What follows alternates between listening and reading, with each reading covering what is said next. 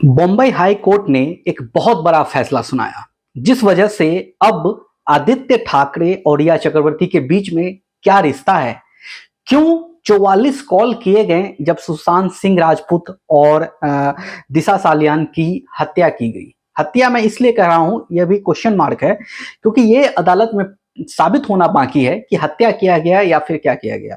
लेकिन इसी बीच जो है बहुत बड़ी एक कह सकते हैं कि एक मुंबई हाई कोर्ट की तरफ से एक आदेश आया है कि जो दिशा सालियान की जो फाइल थी अब उसको रीओपन किया गया है। दिशा सालियान के पिता ने साफ साफ हाई कोर्ट में कहा है कि उसकी बेटी की हत्या की गई। वो 14 मंजिला इमारतों से जब गिरी थी तब उसके कोई भी फ्रैक्चर नहीं हुआ था, लेकिन ऐसा कैसे संभव हो सकता है। उनके पिता के बातों में लॉजिक था, जिस वजह से जो बंबई हाई कोर्ट के जज हैं उन्होंने कहा ठीक है, इसके ऊपर हम लोग 2 अप्रैल को सुनवाई की जाएगी। 2 अप्रैल को सुनवाई होने वाली है। साथ ही इसमें यह भी कहा गया है कि इसके पीछे आदित्य ठाकरे शिवसेना के जो हैं उनका सबसे बड़ा हाथ है।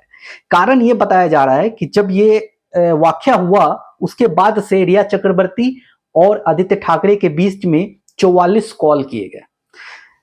ये साफ साफ दिखाता है कि ये 44 कॉल क्यों किए गए। रिया चक्रवर्ती ने कहा था कि आदित्य ठाकरे के साथ उसका कोई भी किसी भी तरह का कोई रिलेशन नहीं है। अब सवाल ये उठता है कि अगर रिलेशन नहीं है तो फिर 44 कॉल क्यों किए गए। क्या रिया चक्रवर्ती और आदित्य ठाकरे के बीच में कुछ है? क्या सुशांत सिंह राजपूत जो थे वो क्या जानते थे दोनों के बीच में? क्या रिया चक्रवर्ती जो सुशांत सिंह राजपूत के गर्लफ्रेंड थे क्या उनके अलावा जो है आदित्य ठाकरे के साथ क्या रिश्ता था? ये भी एक सबसे बड़ा क्वेश्चन मार्क है, और ये क्वेश्चन मार्क जो है वो अब जब अदालत में सुनवाई होगी तब ये पता चलने वाला है, क्योंकि अभी तक आदित्य ठाकरे का कोई बयान नहीं आया है। हालांकि उन्होंने एक वाक्या कही है, एक बात कही है कि उनको फ्रेम किया जा रहा है, यानी उनके नाम को फंसाया जा रहा है और इस केस में कुछ भी नहीं है और इस केस को दोबारा रीओपन करने से कोई फायदा नहीं है। लेकिन दिशा सालियान के पिता ने बड़ी मतलब सूझबूझ कह सकते हैं, या कह सकते हैं कि उनके पास पुख्ता सबूत है, या उनके पास वो कारण है जिस वजह से उनकी बेटी का जो हत्या किया गया है ये अब वो जो अदालत में जो 2 अप्रैल को सुनवाई होने वाली है उस दौरान देखने को मिल सकता है।